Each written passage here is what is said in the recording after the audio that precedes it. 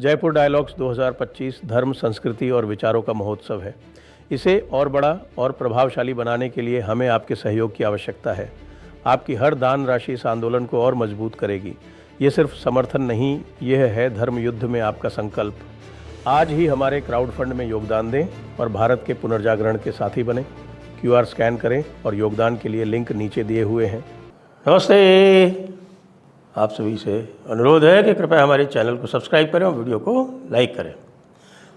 आज उपराष्ट्रपति का चुनाव है। उपराष्ट्रपति के लिए वोट पड़ेंगे और कुल इस समय जो उपलब्ध वोट हैं वो हैं 481। इसका मतलब जो भी 391 वोट पाएगा वो जीतेगा।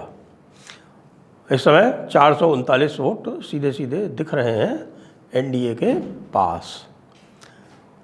तो फिर लिटियंस मीडिया का एक पूरा का पूरा सेक्शन, जी हाँ, पूरा का पूरा सेक्शन, विशेषकर यूट्यूबर्स, आप इनको देखें तो वो 2-3 दिन से लगातार एक कोरस में बोल रहा है कि भाई अब वो उपराष्ट्रपति के चुनाव से उल्टी गिनती शुरू होने वाली है। NDA की उल्टी गिनती शुरू होने वाली है। उल्टी गिनती शुरू होने का उनका बड़ा भारी लॉजिक है, और लॉजिक ये है कि अब एक चैनल पे मैं देख रहा था, वो कह रहे थे कि साहब 33 MP जो हैं NDA के वो गायब हो गए। अच्छा, ये भी कोई नई बात नहीं है, क्योंकि इसके पहले एक ऑपरेशन 37 की बात हो रही थी। ये कहा जा रहा था कि साहब के जो गडकरी साहब हैं वो 37 जो हैं वो उनके साथ हैं। कुछ लोग कह रहे थे 125 गडकरी के साथ हैं। फिर कल देख रहा था मैं तो वो संख्या जो है वो 33 हो गई। तो भाई अगर 33 भी हो गई और 33 सांसद भी चले गए तो भी जीतेगा तो NDA। खैर वो बात नहीं, बात ये है कि वो कह रहे हैं कि साहब के NDA में फूट आरंभ हो चुकी है। आप संजय शर्मा को सुन लीजिए, दीपक शर्मा को सुन लीजिए, पुण्य प्रसून वाजपेयी को सुन लीजिए, दी राजनीति को सुन लीजिए, जिसको भी आप जानते हैं, जो कांग्रेस समर्थक पत्रकार हैं और यूट्यूबर्स हैं, सब के सब एक स्वर में यही चिल्ला रहे हैं कि साहब खेला हो गया, मोदी जी के साथ खेला हो गया और मोदी जी को बहुत बड़ा झटका लगने वाला है उपराष्ट्रपति चुनाव में। और उपराष्ट्रपति चुनाव में पता नहीं कितने सांसद जो हैं वो NDA को वोट नहीं डालेंगे। अब मज़े की बात यह है कि मैंने आपको गणित बताई कि 439 सांसद इस समय NDA के पास हैं और बड़े सेफ हैं, क्योंकि 293 तो उनके खुद के NDA के लोकसभा में हैं, 125 उनके खुद के लिए लोकसभा में हैं, 7 और 4 11 यानी BJD और BRS ने तो अपने को एब्सटेन करा लिया है। तो जो संख्या बन रही है विपक्ष की, वो तो उनसे लगभग 112 वोट कम बताई जा रही है कि साहब उनके पास तो केवल 327 सांसद ही हैं। तो ये 112 वोट की कमी पूरी करने के लिए तो भाई करीब 55 सांसद चाहिए। 55 नहीं बल्कि 57-58 सेफ साइड में, कि 60 सांसद इधर से उधर बदलें, तब जाके काम चलेगा। और सही बात ये है कि आप इन सबको सुनते रहिए, ये सब कोई ना कोई कुछ नहीं कुछ ये सोचते हैं कि इनकी कल्पना के अनुसार जो कुछ ये बोल रहे हैं वो बोलने से कोई बहुत भारी भूचाल आ जाएगा। होना ऐसा ना, ऐसा कुछ नहीं है। एक अवश्य गंभीर घटना हुई है, और वो ये है कि भाई राजीव प्रताप रूडी ने अपना असंतोष खुलकर जाहिर किया है और उन्होंने ये कहा है कि भाई ये राजपूतों के साथ में कुछ भेदभाव हो रहा है, और ये भी कहा है कि साहब कि राजपूत जो है वो 70-72 कॉन्स्टिट्यूंसी जो बिहार में है उसमें अपना प्रभाव रखते हैं, उसमें वो हार जीत तय कर सकते हैं। तो एक प्रकार से रूडी जो है वो चेतावनी दे रहे हैं हाईकमांड को आंखें दिखा रहे हैं। और ये कोई कही सुनी बात नहीं है, बाकायदा ABP न्यूज़ पे रूडी ने इंटरव्यू दिया है। वैसे रूडी के साथ पूरा खेला करने का प्रयास किया गया, एक छोटा मोटा चुनाव कॉन्स्टिट्यूशन क्लब का, अब समस्या ये है कि भाई जो हाईकमान है भारतीय जनता पार्टी की, वो हर स्थान पर अपना व्यक्ति चाहती है। तो ये भी कोई डेमोक्रेसी का तकाजा नहीं है कि भाई हम बीसीसीआई में भी अपना आदमी रखेंगे, हम हर स्टेट की क्रिकेट एसोसिएशन में भी अपना आदमी रखेंगे, खेल जितनी भी संस्थाएं हैं उसमें हम हमारे आदमी रहेंगे, हाँ, वाइस चांसलर हमारे रहेंगे। अच्छा, अपना आदमी चुनने का क्राइटेरिया ऐसा है कि अपना आदमी चुनते चुनते सब उल्टा पुल्टा हो जाता है और वही पुराने जो कांग्रेसी हैं वो ओढ़ के लबादा और आरएसएस बीजेपी के 2-4 लोगों को पटा के और पहुंच जाते हैं और मौज करते हैं आरएसएस के बनके, और उसके बाद फिर वापस अपने लेफ्टिस्ट घोंसले में चले जाते हैं।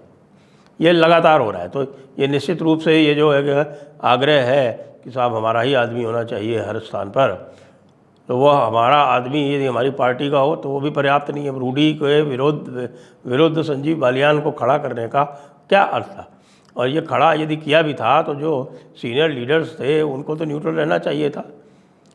खैर, जो हुआ सो हुआ। अब ये बात जो है ये मुझे लगता है रूडी को बहुत गहरे तक चुभ गई, क्योंकि रूडी को बहुत समय से कैबिनेट से तो हटाया ही जा चुका है, कैबिनेट में तो वो है नहीं। और उसके बाद फिर संजीव बालियान के सहारे निशिकांत दुबे ने उनके विरुद्ध बड़ा प्रचार किया, तो वो चीज़ वह खुल के आज सामने, कल खुल के सामने आई उस एबीपी वाले इंटरव्यू में। लेकिन बाद में उन्होंने ये कह दिया कि नहीं भाई, मैं जहाँ हूँ वहाँ हूँ, और आज की डेट में यदि मैं कहीं भी हूँ तो इसलिए कि मुझको कैलाशपति मिश्रा जी ने टिकट दिलवाया सारण संसदीय क्षेत्र से, और वहाँ से मैं सांसद बना। अच्छा, वो जो सांसद बने थे तो मैं उनके बगल में बैठा हुआ था, क्योंकि मैं ऑब्जर्वर था।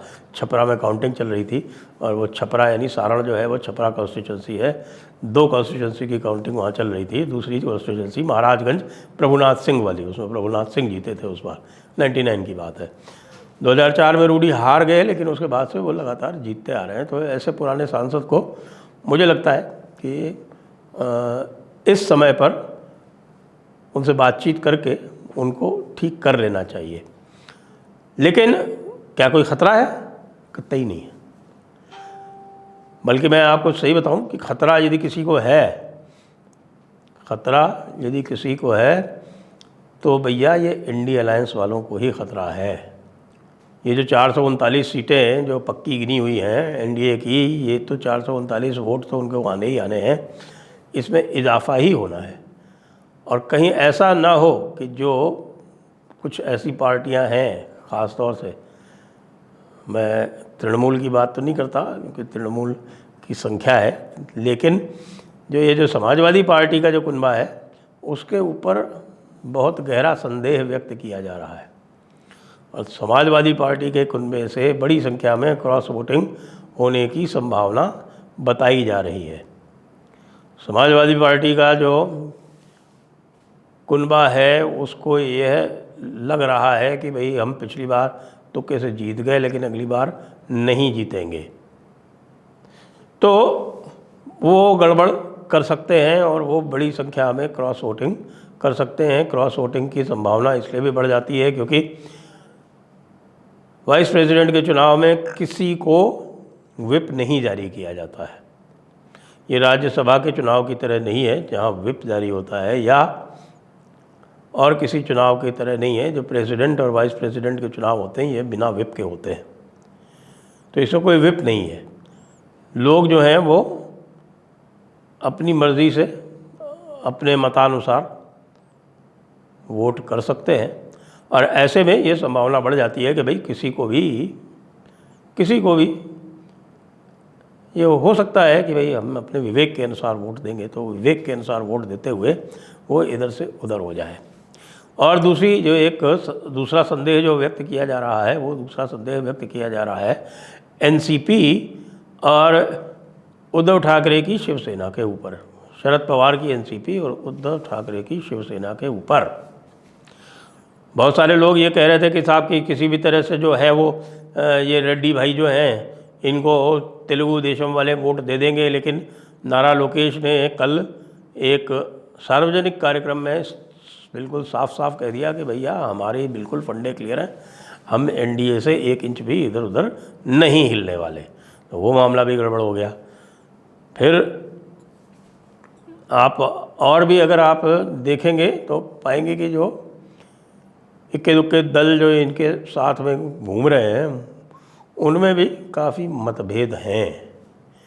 काफ़ी मतभेद का मतलब ये है कि साहब अभी तो कुछ लोग तो कह रहे हैं कि जो आम आदमी पार्टी वाले हैं, आम आदमी पार्टी वाले जो सांसद हैं उनमें से भी कई राज्यसभा वाले, ख़ास तौर से राज्यसभा वाले वोट पूरी तरह से दे सकते हैं सीपी राधाकृष्णन जी को। तो भाई बड़े मज़े का मुकाबला होने वाला है। और कल ये भी पता चल जाएगा, कल ये भी पता चल जाएगा कि क्या मोदी जी पॉलिटिकल ब्रह्मोस छोड़ रहे हैं या फिर मोदी जी का हाल बेहाल हो जाएगा। बकौल हमारे पूरे के पूरे कांग्रेस यूट्यूबर्स के अनुसार, उनके अनुसार तो भाई मोदी जी की तो कल से उल्टी गिनती चालू होने वाली है। तो आज देखिए वीपी का इलेक्शन देखिए और फिर उसके बाद अगले दिन उनके जो मतगणना होती है वो देखिए। मतगणना तो बड़े तेज़ी से, बड़ी शीघ्रता से समाप्त हो जाएगी। तो इस वीपी के इलेक्शन में ये एक बड़ा रोचक मोड़ आया है, इसको हम देखते रहेंगे। जय हिंद, जय भारत, वंदे मातरम।